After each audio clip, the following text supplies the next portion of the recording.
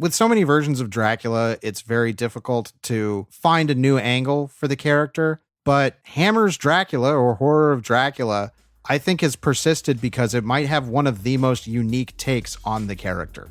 He's more of a silhouette than anything else, but the way he inhabits that role of being like the silhouette that stalks around your bed at midnight is pretty stinking great. He may embody that particular aspect of the character better than any other actor in history. Greetings, loyal listeners and new recruits. I'm Drew Dietsch. I'm Travis Newton. And this is GenreVision. GenreVision is a weekly movie club where we discuss horror films, action movies, fantasy flicks, sci-fi cinema, and more. And this week we are continuing our Hammer My Heart theme month, where we are exploring the Hammer film collection of horror movies. And we are continuing after Curse of Frankenstein with, naturally, Dracula, or as it's known here in the U.S., Horror of Dracula.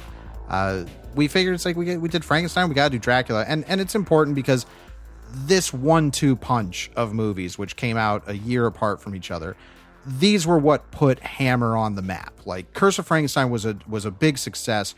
I believe Dracula was even bigger, if I remember correctly. I'm not terribly sure, but it certainly was a success, a huge success in terms of, horror film at the time. And, obviously spawned a big franchise, starring Christopher Lee as the titular count. And this was obviously an attempt to capitalize upon the success of Curse of Frankenstein, because all of the marketing for this, whether it was, marketing overseas or marketing back, here domestically, it was like, from the team that brought you Curse of Frankenstein. Well, right. I mean, this is the same, it's Jimmy Sangster, it's Terrence Fisher. It is the same team doing this. And what's interesting is that while Curse of Frankenstein was very tangentially related to the Mary Shelley source material, Dracula, or Horror of Dracula as we're going to call it, it attempts at least to be an adaptation. Like, it takes a lot of liberties, but I don't think it takes nearly as many liberties as Curse of Frankenstein did. No, the structure of this story as presented roughly mirrors the structure of Bram Stoker's novel, but Curse of Frankenstein that's its own riff on the Shelley material and the preceding, Universal movies. They were just kind of taking what people knew about Frankenstein pop culture, and they made their own riff on that, and it was great, as we discussed last week. But this is much more of a scaled down Cliff's Notes version of Bram Stoker's novel. And when I say that, it sounds reductive, but this really is, I think, a reductive process to adapt Bram Stoker's novel into this movie, because this is a short movie. I think it's even shorter than Frankenstein. The running time on it is 82 minutes. Honestly, I would have guessed 72. It is brisk, baby. Well, here's the thing, is that something I found really enjoyable about Horror of Dracula is that this movie is not going to traipse around anything that you think you might get from a Dracula movie. From the very get-go, it's like, look, we know this is 1958. You're getting Dracula in color. What is the first thing you're going to see after the credits roll is just a zoom into a coffin with the word Dracula on it and some bright red Technicolor blood drips on it. It is completely narratively inconsequential. Yeah, it's all texture and cool and like mission statement. Yeah, it's pure theming, and I love it. It is such a statement right out the gate to be like, we know why you're sitting in this theater right now, so we're not gonna pussyfoot. We're gonna show you what you came to see. Here's Dracula's coffin. Here's blood on it. Doesn't matter where that blood's coming from or anything. It's just, we promise you, you're gonna get what you paid for. Sure. And this is one of the reasons that the Hammer horror films early on were so successful, was because they were crowd pleasers. They were short. They gave audiences what they wanted. They made promises like, this is going to be salacious for the late 1950s. And it was, these movies were considered boundary pushing and salacious for their time, as we discussed last week. But this one goes even further with the sexiness and the blood. So much so that the cut as presented in the US as Horror of Dracula was trimmed. You know, there are several shots present in the most recent restoration of the British cut of the film, which is just called Dracula, as we've said, that I didn't get to see because I watched the American copy. And you can know when you're watching the American one when the title comes up and it says Horror of Dracula. Yes, the British restoration, which has been recently put out in Blu-ray in recent years, is just called Dracula. That's what it is in its native land, and it is the one that we recommend watching because there are just a couple shots difference, but they are pretty sizable differences in terms of meeting the imaginary quota of what you want to see when you see this particular take on Dracula, because this take on Dracula, we're totally in agreement that this is the most streamlined, stripped down kind of, I don't want to say bare bones because again, that sounds dismissive, and it's like, but I don't think it's unfair to say that because this really is like, what is the most pure, uncut take on Dracula that we can do? Let's do that, to the point where there is a lot of this movie that excises the character and sort of dynamics that have been in other adaptations and are certainly in the source material, to where the real characters of this movie primarily are Dracula, although we'll talk about him as a character, and Van Helsing, played by Peter Cushing. Like, right. This, I feel more than any other Dracula adaptation, this is the movie that cemented Abraham Van Helsing as Van Helsing with a capital, in all caps, like as a pop culture foil to Dracula. Sure. I think Peter Cushing is a great choice for him. Obviously they wanted to bring him back as the protagonist of this film because Curse of Frankenstein did so well, but he's a great choice for the character. And while he still has that Cushing presence that we know to expect and that same kind of poise that only Cushing could bring to the role, it's a much warmer character. He's much more sincere. He's actually, in the business of being a doctor and comforting people. And he's not this asshole, that's wandering around just being mean to people all the time. He really makes, the character seem like quite a nice guy. And I like that a lot. But in adaptation, the film loses a lot of its character beats to really simplify things down. And I would have an issue with all of that if the movie was dumbed down. If I felt like it was a dumbed down version of Stoker's text, then I would take issue. But it's not dumbed down. It's basically just been skeletonized to its most bare elemental concepts. I'll be more favorable in my, because I agree with your assessment of it, but I think it takes the best elements of what you would want out of a popular blockbuster riff on Dracula. This is not really, like I say, I don't know if it's the best, but it's certainly the ones that sell the best. Sex and violence. Well, yes. I mean, and that's the thing is, and I think something that's very culturally important is that just like with the Curse of Frankenstein, really the only Frankenstein that pop culture knew at that time, outside of the source material, which was a book, so a lot of people weren't reading even then, like it was the universal versions of these monsters. They codified what these creatures were in pop culture. So when Hammer came around, and I think particularly with Dracula, they decided like we're gonna really explore something that one just really couldn't be explicit in the original Todd Browning film, which is that this is not a romantic Dracula. We're going to talk about Dracula as a character and Christopher Lee and everything because it certainly deserves discussion. But more on a big picture scale is that Dracula as a presence, as a being, as a monster in this, that is it. He is pure sex and violence. As you said, there is nothing else complicating him. And honestly, I think it's one of the best things about the movie. I mean, I can see it being an asset to the movie, but this is where you and I differ greatly. Is like, I really love Dracula and you're more of a Frankenstein guy, just talking about the character as it exists across all media. Sure. And I really fell in love with the more complete version of Dracula that is more thematically rich. more tied into themes of xenophobia. That fascinates me. So the most simple and elemental aspects of the character to me are like, okay, yeah, but that's in all of it to some degree. So seeing it here and to have the focus put on that is not really the most fascinating take on the character. But that just is all about my personal preferences and not so much about the movie.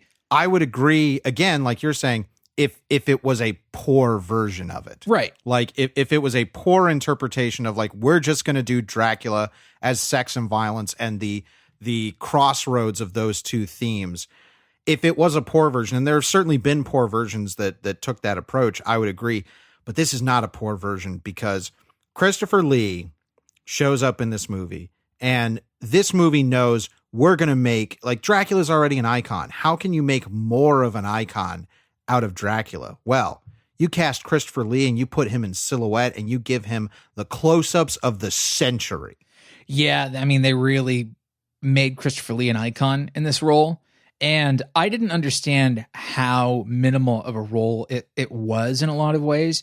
I thought, Dracula was going to be this very verbose character who would monologue and things like that. And no, not in the least. That's what's been so prevalent in adaptations before and since this one, is that Dracula is a romantic villain. Well, and it's also, you think about movies from the period and you're like, well, a lot of these movies from the period are very stagey, and the villains, the monsters in some degree are romanticized, and of course they're going to monologue. Like if it's not the creature from the Black Lagoon, they're going to be talky, and that's fine with me. I like the talkiness of them. That's why I love movies from this era. But to have Christopher Lee show up as Count Dracula in the first couple scenes to be like, yes, I'm Count Dracula. Welcome to my home. I must be going. Goodbye. It's great. It's great in some ways because just like, that's it. That's like pretty much all he's going to say throughout the movie. What I like about that is that it is very clear that this movie wants to get to the goods. Like it wants to give you it wants to give you your marquee value, which is you came here to see Dracula in color, being a monster. The Lugosi version is classic. It is the template for so much of the character in pop culture. And what I like is that Hammer knew, just like they did with Frankenstein, they could not approach that in the same way because it would always be subjected to comparative criticism, and it would very likely kind of rob their version of what they're trying to go for with these particular horror projects. And that is like, we want to give you exactly what you think this movie should be, whether it's Frankenstein or Dracula. And this one, it's like, we expect you to think that, well, Dracula is a blood-sucking vampire. So we're going to give you the most blood-sucking vampire that you've seen in film up to this point. Yeah. And obviously the better angle I think that they worked with is like, not only is he a monster that sucks blood, like everybody knows that. This one is a lover. Like one of the big posters for this in the UK was the terrifying lover who died yet lived. I'm going to redefine what you're saying. He's not a lover. He's a fucker. well, that's just a euphemism, I think, at that point, because it was 1958. Of course. But this is the Dracula that women want. Because look at it, like Bela Lugosi was certainly handsome when he starred as Dracula. There's no question. Carlos Villarreal, who did the Spanish language version of that same film, awesome, even sexier. Yep. Wonderful performance. But neither of those roles were like, oh, he's a sex symbol. Christopher Lee, on the other hand, they knew that they could make this character kind of a sex symbol. One of the most important things that happens in this movie isn't until later on. It's about halfway through the movie once we've transitioned away from Castle Dracula. But it makes the point that women want him.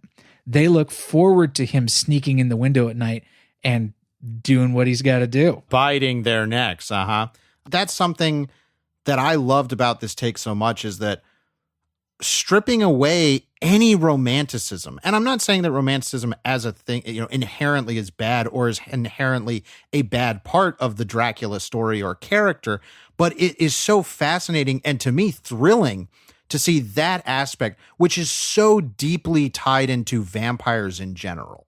Like there's so much of romantic fiction when it comes to vampires. And again, that is not a bad thing. And there are romantic vampire stories that I like, But taking this version, especially for one that is making such a bold statement, is like, this ain't your daddy's Dracula type thing. It is like, we're not going to make him romantic at all. We're going to make him pure sex. Sure. That is so cool to me, because in a way it changes the menace of what Dracula is. And of course, again, just cinematographically, this movie knows that it's Dracula as a monster. The first time, we haven't really gotten into the story because we're really wrapped up in all the kind of, larger picture stuff here, is that the story kicks off like every Dracula. It's like Jonathan Harker shows up to Castle Dracula. He's here to do some bullshit for him. And the first big turn is that Jonathan Harker knows that Dracula is a vampire and is here to kill him. Yeah, now that was really surprising to me. So, there are some immediate changes that are very small. Like, there is no big dialogue scene between Dracula and Harker. That the absence of that really shocked me. And then they're like, oh, Harker's here to be the librarian. I'm like, the librarian? Like, where's the whole thing about him being the estate lawyer who's going to help him move from Transylvania to London? Like, none of that is there. And so what they do in adaptation is they compress everything, because they can't afford to have like scenes on the ship and the Demeter and to have the story take place over this large period of time with lots of sets. They're like, well, we're going to take all the characters and have them be located in mainland Europe. And you get the sense that it's like Germany and then someplace east of Germany, basically. I looked at it. It says that it's Romania. So it's like that general area. Sure. But the impression the movie gives, like, it's so compressed that it's like, it seems like Castle Dracula is next door. Right. No, I mean, and that's certainly, I think, a budgetary issue, and something that I think is an after effect of the compression of the story. Yeah. It also completely removes the xenophobia theme. I mean, gone. Sure. Yeah. I mean that, and that's something that I actually also find interesting. But this whole opening where it's like, okay, Jonathan Harker's here to kill Dracula. Whoa. And then, of course, Dracula's hep to it. There's this vampire woman who is played by Valerie Gaunt, who was the maid Justine in Curse of Frankenstein. And she is this vampire woman that, appears to Harker and is like, oh, please help me. He keeps me locked up here and he's terrible. If only you knew. And, he goes to save her. And it turns out, of course, she's a vampire, bites him on the neck, turns him into a vampire eventually. He does stake her, which for 1958, I have to imagine this. I think about movies like this and Psycho, and I hear reports, and I even have a personal anecdote from somebody who saw Psycho when it released and fainted. This was certainly boundary pushing. Like, yeah, to see a dead woman lying in a coffin with a bloody stake in her heart. And this is designed as a shocking reveal because, Valerie Gaunt was a gorgeous young woman at the time. And when they cut to that character's dead body in the coffin with the bloody stake hanging out of her, they cast a much older woman in that role. Suddenly it's like, oh, she's suddenly aged because she's now, made mortal by, hammering that stake in her heart. It was a really cool reveal, and really all for style.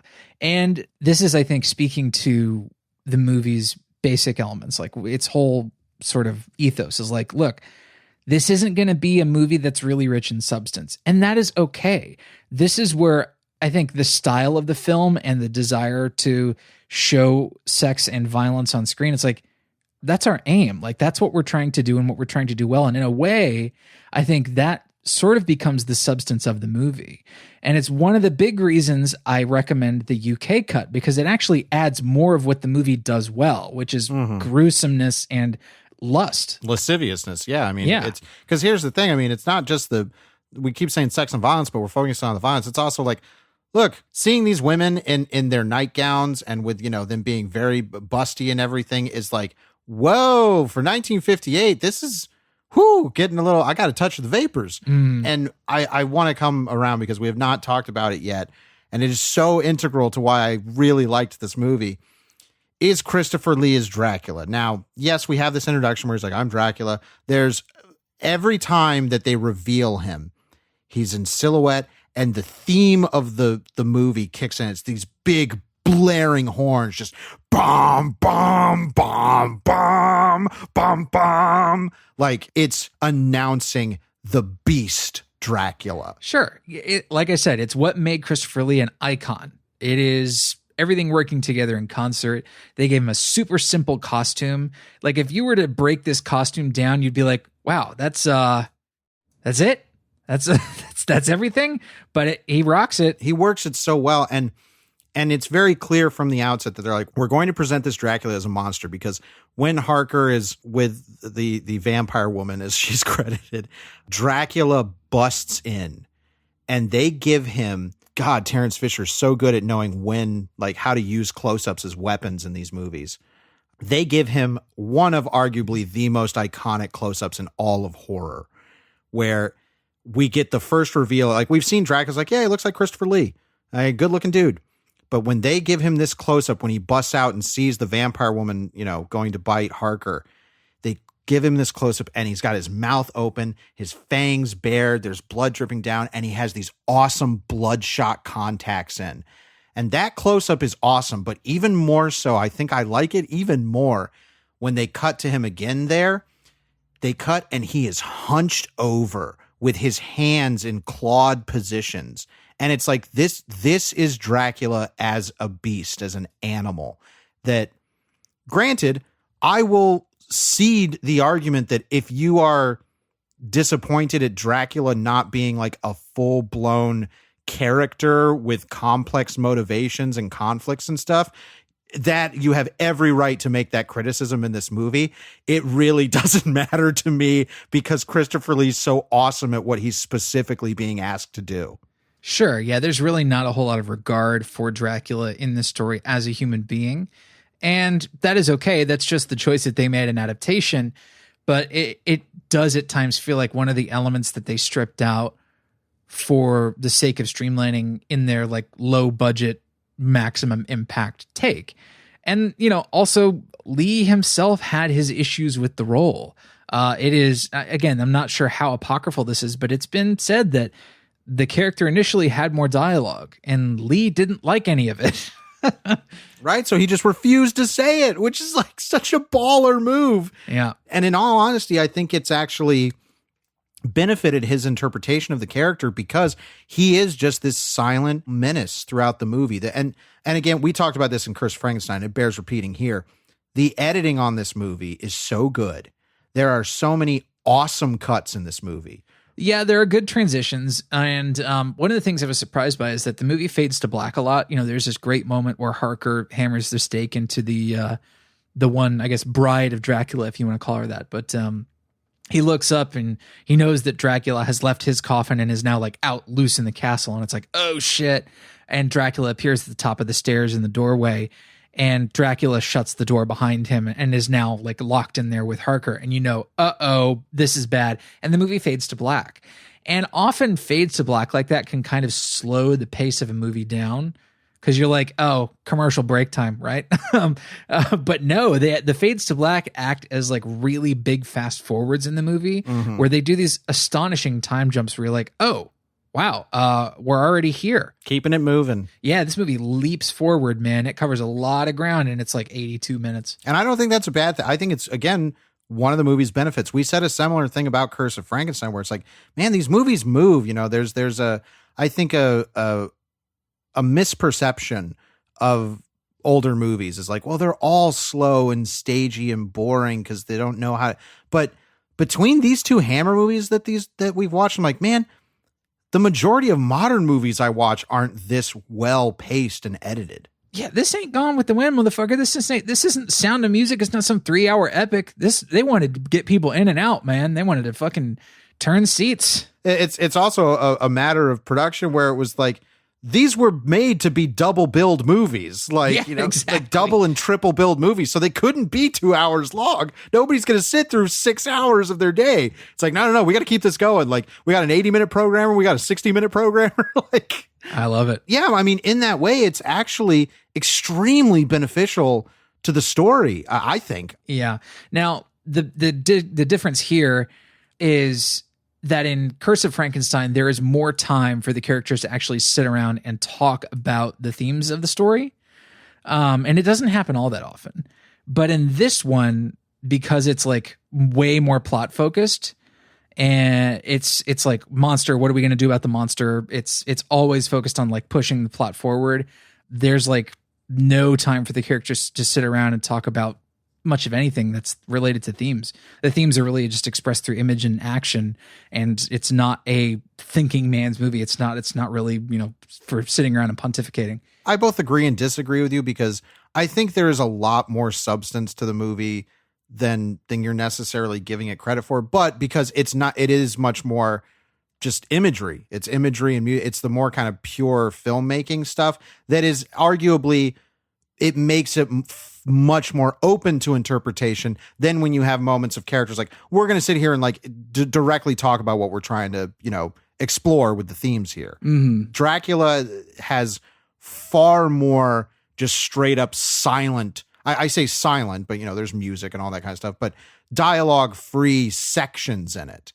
And again, that's a positive to me. I really liked that the movie was more focused on crafting a kind of mood through just the image. Like for me, somebody who's not like super crazy about Dracula as a piece of source material, I actually like that this is more focused on the imagery and the mood of the story than it necessarily is the characters and their relationships. Not to say that that's a bad thing in general with Dracula or any story, but just this particular interpretation, I found it really helped what they were going for. So what happens next in the story is like, instead of having the big voyage across to London and, trying to worry about Dracula's estate and moving in, the whole thing is condensed down to Dracula in one coffin in one carriage racing from Romania to like Germany, apparently, and him parking his coffin in the basement of the character's home. And the roles of Lucy and Mina are kind of switched. Well, their names are switched, but the characters are pretty much totally different characters. Yeah. So Harker dies early on, so he's out of the picture. And then the two main heroes that we're dealing with now are Van Helsing, who, obviously is Peter Cushing, just doing fantastic work. And then there's fucking Michael Gough. Michael frickin' Gough is Arthur Holmwood. Yeah, Arthur Holmwood, who's Lucy Holmwood's brother. So awesome. You said it when we were in a screening, you just said, my God, what a voice. And his voice just cuts through everything in every scene. He's so good. He's so immediately recognizable. He's just got fantastic hair and wonderful stuff. He's great. And again, talking about the romanticism being just like ripped out of this, what I love is that in the source material and in other adaptations, like there's this whole thing about, well, Dracula is attracted to Harker's fiance, and in most things it's Mina, but in this that character's pretty much Lucy. And there's talks about like, oh, you're a reincarnated lost love and all this kind of stuff.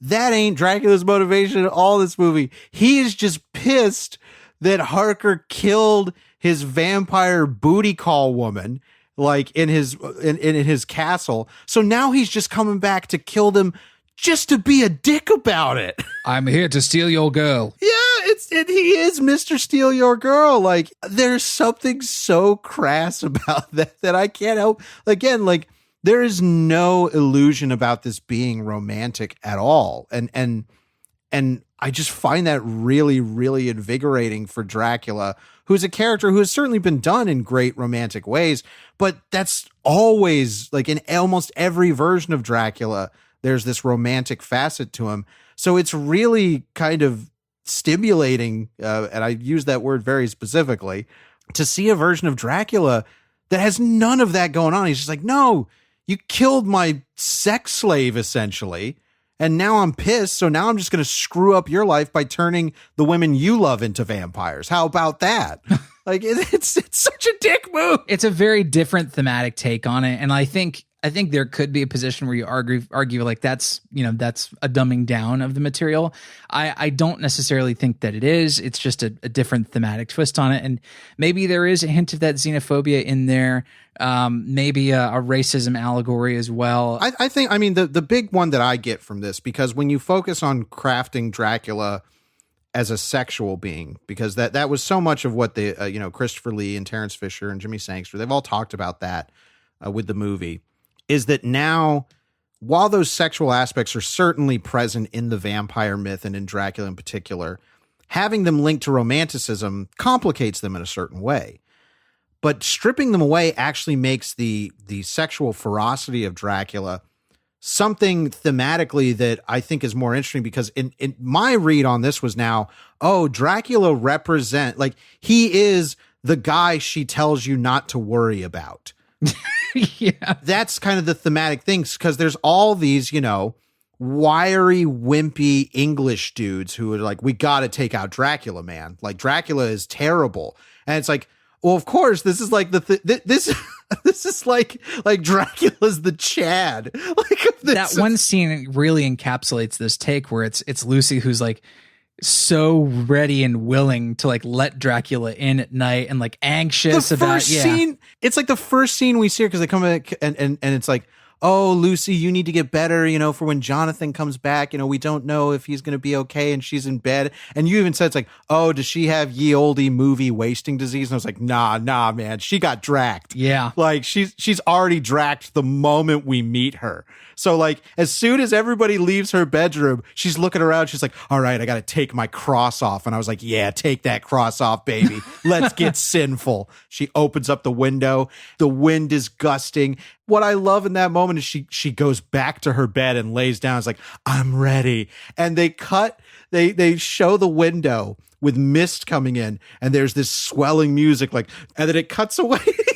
It's like, oh, delayed gratification. You're saying it's a horny movie. It's 1958 horny. And this is revolutionary, I think, to portray this character in this way and to depict women's desires like this at the time. Lots and lots and lots of people are going to look at it and find this so tame and wonder what the hell we're talking about. But context matters. I will say there's a scene that you didn't see. That's correct. Where Dracula comes in. I can't remember if it was Lucy or Mina, so I apologize about that. But he comes into one of these women's bedrooms, and he comes up. The first time we see him, there's a great shot of him coming up to her bedside, and he lifts his cape up, and his cape obscures the entire camera and effectively acts as a cut to black, which is awesome. Mm-hmm. But then another time he comes in, and we see him lean down, and he starts making out with Lucy or Mina. I don't remember which. And and then he moves down to the neck and bites her. And this was a scene that was cut out of the American version. I think so, yeah. It's like, oh, nice. It's like, now you'd say, it's like he kisses her for like a second. That was so salacious. But clearly, I think people picked up on like, yeah, this is about a dude who enters women's bedrooms at night and starts macking on them. Like, it's not difficult at all to see the metaphor going on. Oh, yeah. Well, I mean, they don't talk about him as a sexual predator explicitly, but it's all there in the text anyway. Sure. I mean, they tell you he's a monster. What he has to, sure. They have to stop the horribleness that he's doing. Well, and the one thing that they do mention sort of outright, where it's a scene where Peter Cushing is alone talking into a recorder, like a wax cylinder recorder, and he's talking about, once someone is bitten by a vampire, they want it like an addict wants a drug. Mm-hmm. That's really the biggest like thematic statement that the movie makes through dialogue, really. Once you go Drac, you never go back. Drew. You can leave that one in. I mean, I'm proud of that one. No, I mean, it's all there. And again, like, yes, like you're saying, through the 1958 lens is how you need to view this, because today it's tamer than tame. Sure. But it's so clear that this is the goal that they're going for. Now, kind of fast forwarding a little bit. I do like that Van Helsing is really presented as the hero, the protagonist here, because Peter Cushing's obviously great. And like you said, there's so many good moments of him being genuinely invested and interested and caring for the well-being of others. I really like that this kind of solidifies the idea of Van Helsing and Dracula as I mean, this is a Batman Joker, Superman Lex Luthor arch nemesis rivalry. And I really think while that element is somewhat present in the source material and other adaptations, this is the one that solidifies like, no, these are mortal enemies. Mm-hmm. Yeah, they do really feel like, adversaries across time. And that I think is probably further solidified in, Dracula AD 1972, which reboots the franchise in what was contemporary times for that movie, and brings back Peter Cushing. And that's something that I'd like to do on the show one day. We'll see. But the wrap up for this is they start to sort of tie up all these loose ends in the plot. it has probably my favorite scene. It's the scene where Arthur Holmwood and Van Helsing have to hammer a stake through Lucy's undead heart. And I was actually shocked at the brutality of this scene. Sure. Shocked. It's nasty. This is way more stunning than the first staking scene. There is some really gruesome close-ups and a wider shot that really shocked me with Peter Cushing really fucking hammering that stake in very hard. You know, you don't see Lucy in that shot at all. You just see the coffin and him hammering the stake in. But that scene is edited so well that it honestly reminded me of how good the editing was in, like Hitchcock films in, just a few years later. This does it sometimes feel like Psycho, in some ways Harker feels like the Marion Crane of the story, right. The Janet Leigh character who shows up and you think, our hero. This is 2 years before Psycho. Yeah. And then in some ways, Dracula is the Norman Bates of this film, but he's so distilled down and so simplified and in some ways really beautifully. I mean, Norman Bates is such a sympathetic character in a lot of ways. Yes. Well, I mean, he's allowed to be kind of boyish, whereas there's nothing boyish about Christopher Lee's Dracula. Nothing human. No, he is a man. And there is nothing sympathetic. Nothing. I mean, Dracula is an animal in this. And I really enjoy that. To the point where when we get to the final showdown, because what happens is that Arthur's wife also gets taken by Dracula because it's like, well, you killed Lucy. She was going to be my next, vampire booty call. You killed her. Well, then I guess I got to take your wife too. And they're able to, find out that she's a vampire early enough, and they give her like a blood transfusion and all this stuff.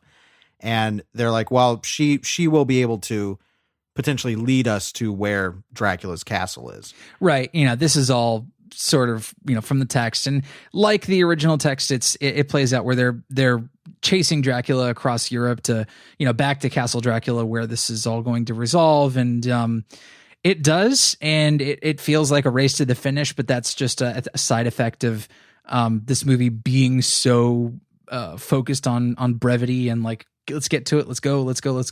The climactic fight between Van Helsing and Dracula has this incredible moment of acrobatics by Peter Cushing that I love rewatching. Oh, it's super. I know what you're talking about real quick, but I love this entire showdown because again, it's not pretty. It's like two guys like Dracula's strangling Van Helsing and just it's two senior citizens just it's great. just having at it. Yeah. It's so awesome. And then yes, that there's this big long table in this big kind of dining room area, Dracula's living room.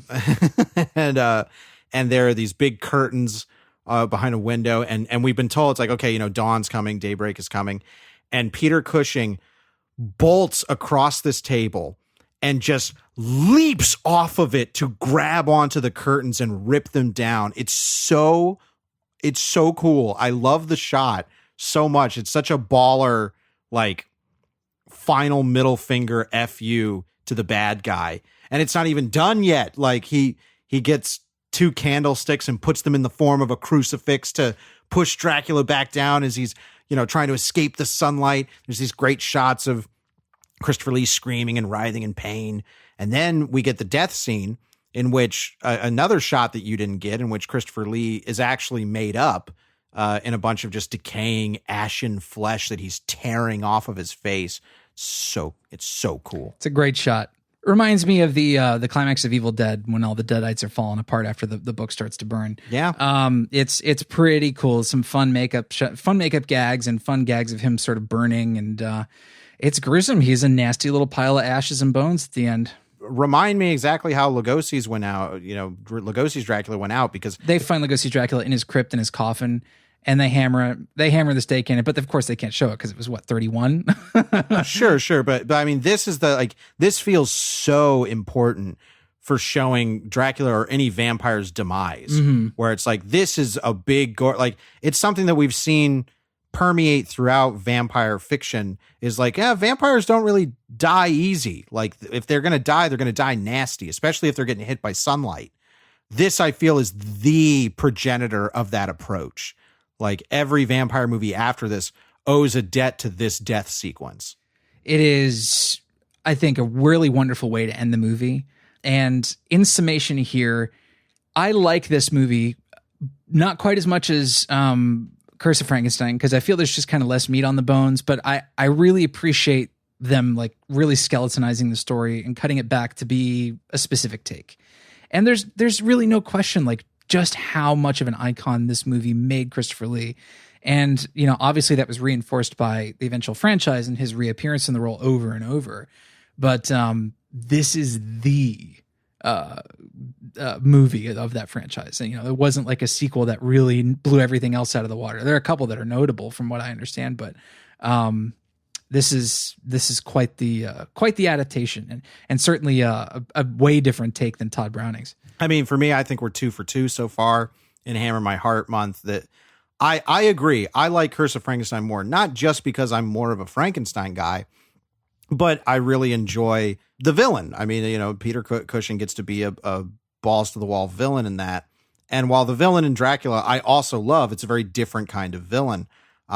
This might be my favorite filmed version of Dracula. You know, go listen to our Bram Stoker's Dracula again. And there's so much of that movie that I really adore.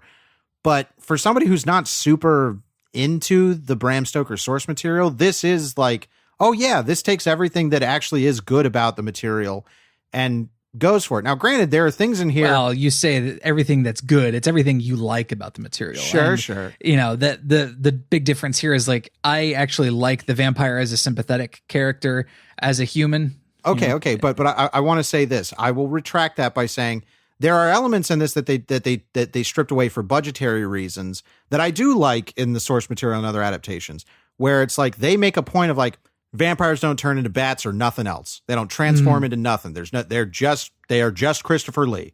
Like, and that's certainly a huge part. We don't have the budget for anything else. That's certainly a huge part of what I love about the Coppola movie is like, oh, I love every time like you see Dracula, he's basically looks different in every shot. Yeah. Like, it's like, that's glorious. I adore that.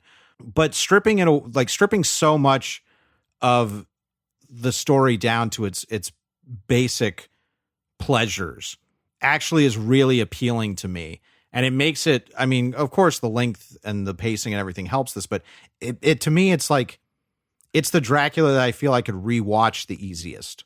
Because while I don't dislike Todd Browning's movie, I don't think it's a great movie. It has one of the greatest performances in all of film, let alone horror, in it. Well, I mean, Todd Browning's movie is a great, incredible classic. We're certainly not shitting on that. No, I'm not saying it's a bad movie. We've even said, and I think we said it on here, but we'll say it again. The Spanish version of Dracula is better. Yes. Please see the Spanish version of Dracula if you have not. It is a better movie than Todd Browning's. Yeah, if you don't know, they shot it on the same sets at night with a different director and a different cast and all in Spanish language. And the sometimes rather small choices that they made in difference in direction and performances, it really makes a big difference in the movie overall. Dracula's entrance in that is so much better. Yeah, and it's a slightly lustier film as well. Sure. Just in, you know, how they've costumed people and changed a little bit of the, you know, like the bride's appearance and things like that. It's definitely, I think, the superior version. Absolutely. But I mean, I thoroughly recommend Dracula or Horror of Dracula. I can see absolutely now why these Hammer movies took off. Like they've been great so far. And sure. I'm looking forward to next week's. But now we have to head over to the shelf where we pick a movie that might act as a good pairing or substitute for our main topic. And we encourage you, loyal listener, to go to GenreVision.com and submit your own shelf picks. This is a collaborative thing that we like to do, and we like to hear your shelf picks. And if you do submit a shelf pick, we will feature it on next week's episode. Travis, what are you going to pull off the shelf for Dracula or Horror of Dracula? Well, this is another retelling of Dracula, and it's probably one most of you have seen. It's called Fright Night. This is the original Tom Holland creature feature. It's good. It's a fun, goopy effects movie. It's probably my favorite thing Tom Holland has done. That's probably a hot take, considering he's done did he direct Child's Play 2 as well? He directed the first Child's Play. Okay, that's right. But Yeah, Fright Night is a really fun contemporary vampire flick that takes some of the same structures and elements from the original Dracula, makes him the vampire next door, the kind of weird foreign guy who moves in. Chris Sarandon does such a great job as Jerry the Vampire, and there's some really fun queer coding stuff in that flick as well. It's got a great look to it. I love the wolf monster that Evil Ed turns into. That's a lot of fun. If you haven't seen Fright Night, I recommend it. If you haven't seen it in a long time, I recommend you rewatch it. Yeah, I'm probably due for a rewatch. Well, I had a shelf pick, but I realized I have a better one now, and it's actually sort of the same movie. I was going to go with F.W. Murnau's Nosferatu because I enjoy that movie, and I think it's a movie that everybody should see. But this is a remake of Dracula, so I got to go with the remake of Nosferatu, Nosferatu the Vampire, directed by Werner Herzog, starring Klaus Kinski. The French.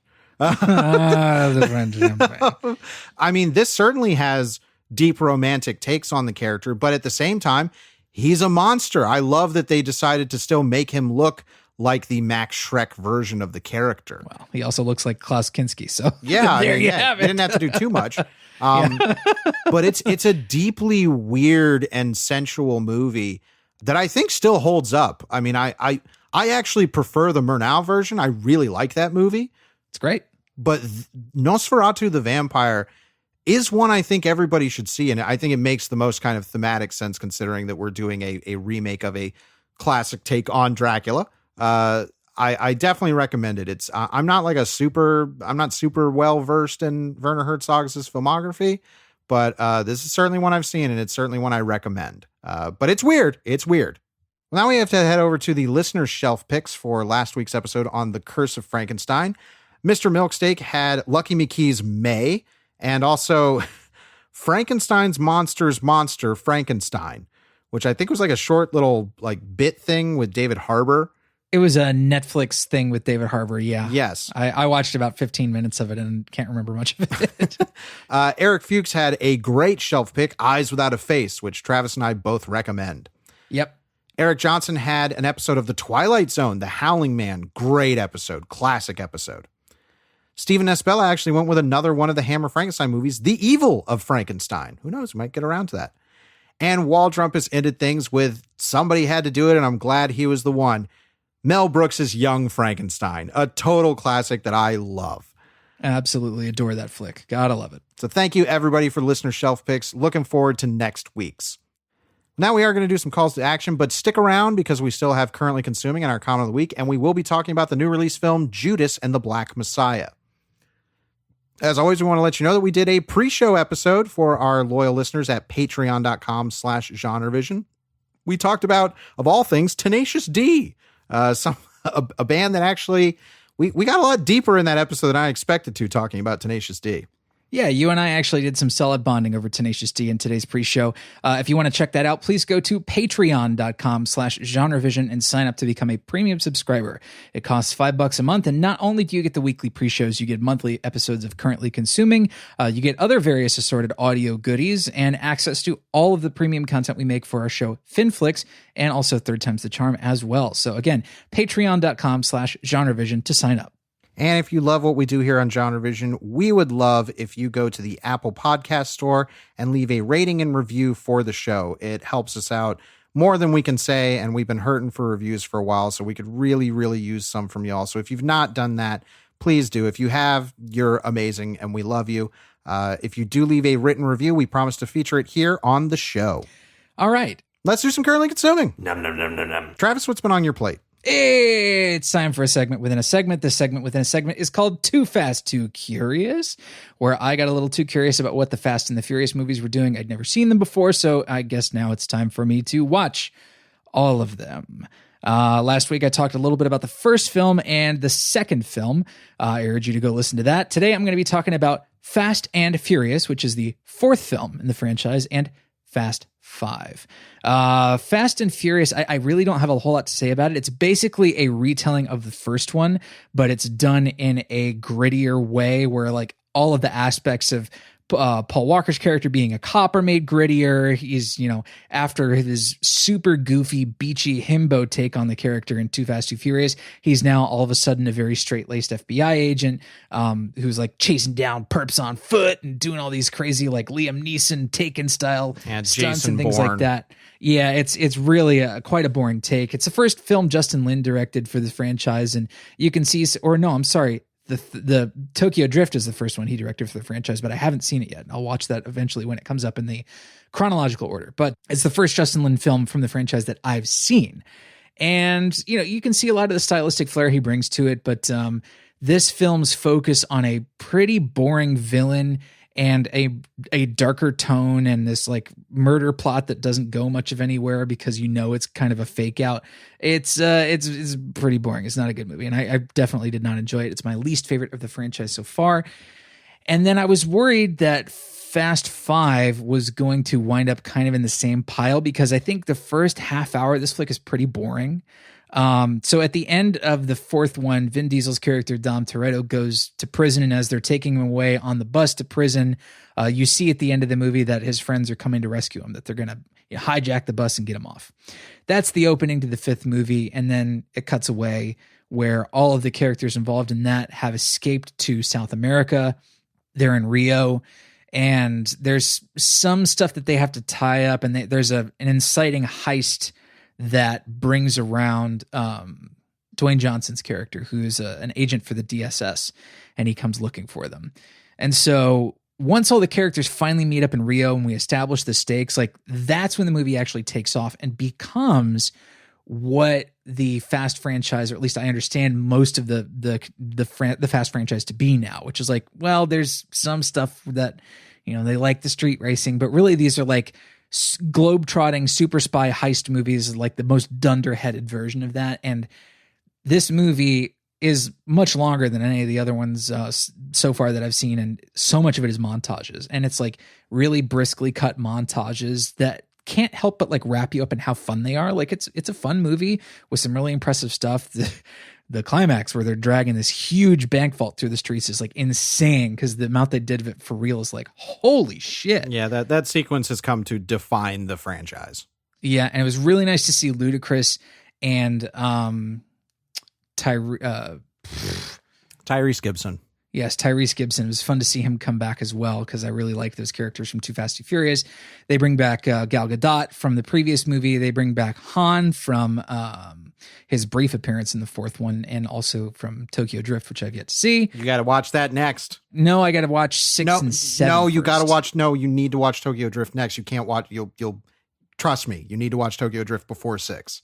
I'm not gonna. Anyway, so that is where I stand on that. Anyway, yeah, I liked Fast 5, but it took a little too long to get where it was going for me because the franchise basically pulled a gear change and was like, well, we're going to redirect in this new direction, but we got to tie some things up first. And that tying of things up was, I found, pretty boring. But it does culminate in this scene where Paul Walker and Vin Diesel's character actually have like a real heart-to-heart, like a real sentimental heart-to-heart scene, about family. This is where they started talking about family and familia really seriously. And I'm like, okay, this is corny, but it works. It totally works. Anyway, that is all I have for currently consuming. I will pass the baton to you, sir. Well, I watched Judas and the Black Messiah. This is one of the films that is, being released simultaneously in theaters and on HBO Max. I encourage you to watch it on HBO Max. This is directed by Shaka King, produced by Ryan Coogler, starring Daniel Kaluuya, Lakeith Stanfield. This is based on the true story of Fred Hampton and his involvement with the Black Panther movement and the operative that they got to infiltrate the Black Panther movement and possibly lead to the arrest or eventual murder of Fred Hampton. Wow, this movie's really good. It's still a biopic, and in that way has a couple tropes in it that, I wish just for my own personal taste it could avoid.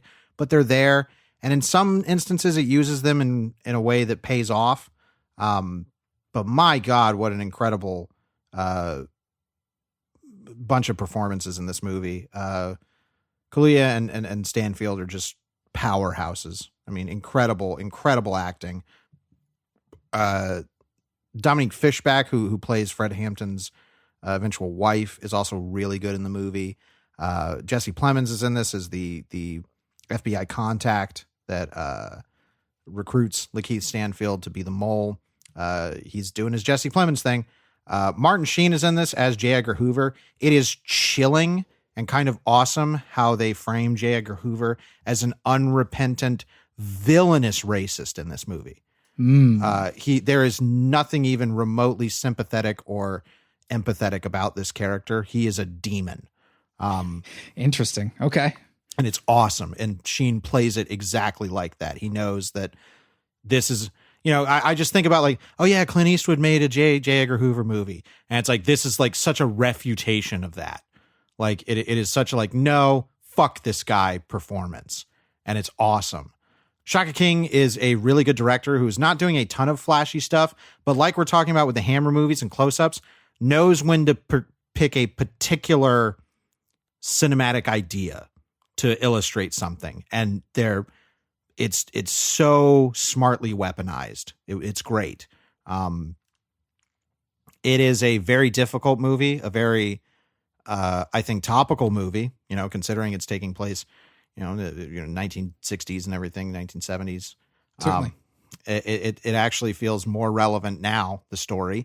It's also very deep until it's like, it's not just the, race is not the main, I won't say it's the main thing, but it's not the only thing on the movie's mind. And it's illustrating that the Black Panthers they're not a black supremacy group, which is how they've been painted and painted by the FBI. Like there are sequences in this movie where it's like, oh yeah, the FBI wrote up bullshit pamphlets to, use as psyops against the Black Panthers. Right. And it's not just about race. It was about capitalism versus socialism. And it's very enlightening in that regard. It's a difficult movie. It's a powerful movie. It's a angry movie. It is an unavoidably political movie. And it's not a good time, essentially.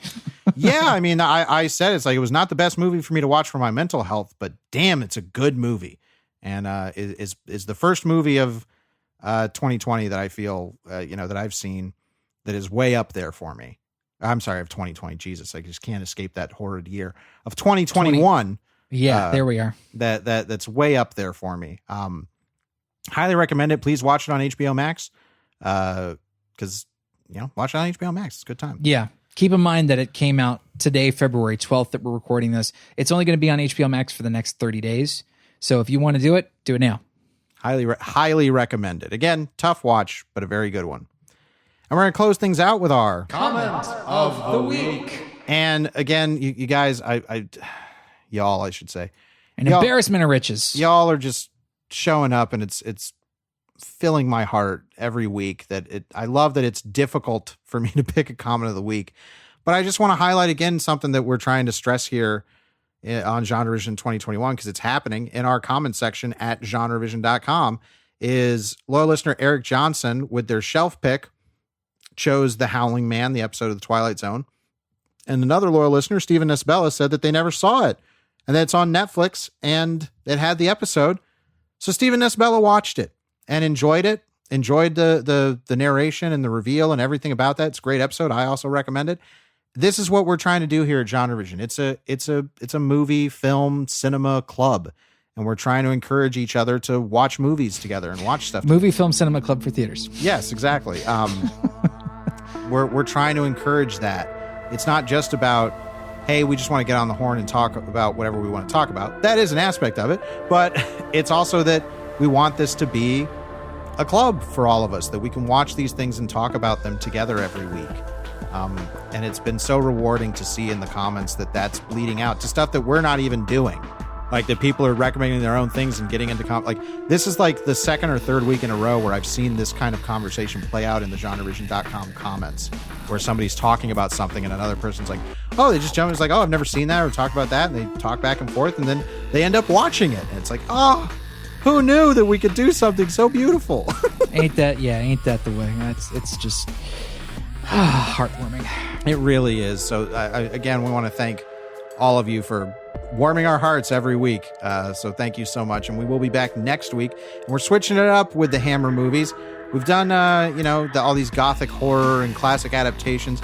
Now we're getting a little sci-fi with it, and we're doing Quatermass and the Pit, also known as 5 Million Miles to Earth in the U.S. So come check that out next week. As always, we want to thank you so much for listening. I'm Drew Dietsch. I'm Travis Newton. And we'll see you next week. Right here on GenreVision.